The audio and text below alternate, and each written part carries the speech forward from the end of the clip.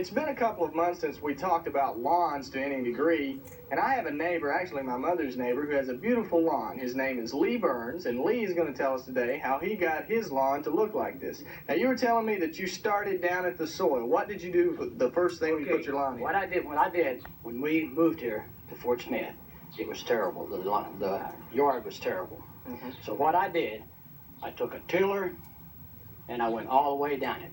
I come all the way across and broke it up just like you'd break up a garden. Mm-hmm. And then from there, I would go and smooth it out. Mm-hmm. And I kept working on this for some time. And then I started sodding the Bermuda grass along with what grass I had left that was regular grass that was in it.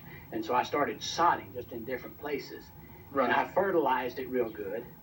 Put fertilizer, this is regular fertilizer, and wet it real good so the fertilizer would not burn. Okay, now did you leave the soil that you had here, or did you have some brought in? No, I had some brought in. I had some bottom soil brought in. I think, if I'm not mistaken, it was either 4 or 5 truckloads of dirt that I had brought in here. This was kind of like this. It was it was flat, and so when I started working on it, I started putting a slight slope to it, you know, just so it would drain off, so the water wouldn't stand in it, and so we just went on from there, and this is what happened to it. All right, now I know you maintained. I know once you got that done that you didn't just forget about it and leave it. What kind of maintenance do you do to your lawn? Okay. In the wintertime, when winter starts, I will put ammonium nitrate on this, and it will grow. It'll root. The ammonium nitrate will help my roots stay in case if it so it doesn't kill it out. But then in the early springs, I'll come back again, and I'll fertilize it again with your ammonium nitrate. Right. And when the grass starts coming out, really coming out, I will mow it real lightly. I just cut the top off of it, and I'll leave it that way for maybe a week and a half or 2 weeks, and then I'll come back and I'll cut it just a little bit lower, and then I put nitrate on it again, and then from there on I just watch it. When it gets as high as I want it, I cut it.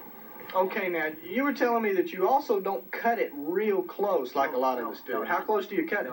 My grass, as you can see, will be up about that high. It's about 1.5 to 2 inches high. I like a beautiful green yard, and if you fertilize it and take care of it and keep it watered, it'll just be beautiful all year. Okay, what benefits other than the looks does the cutting it a little higher have for you? Well, I believe it. When you leave your grass come up a little higher, it'll help hold that moisture into the ground. If you've got a good sod, as you can see, if you look down there, you can see how good that sod is here, right here where we're standing. And if it doesn't rain for some times, the grass is still getting moisture because it is holding moisture down into the ground.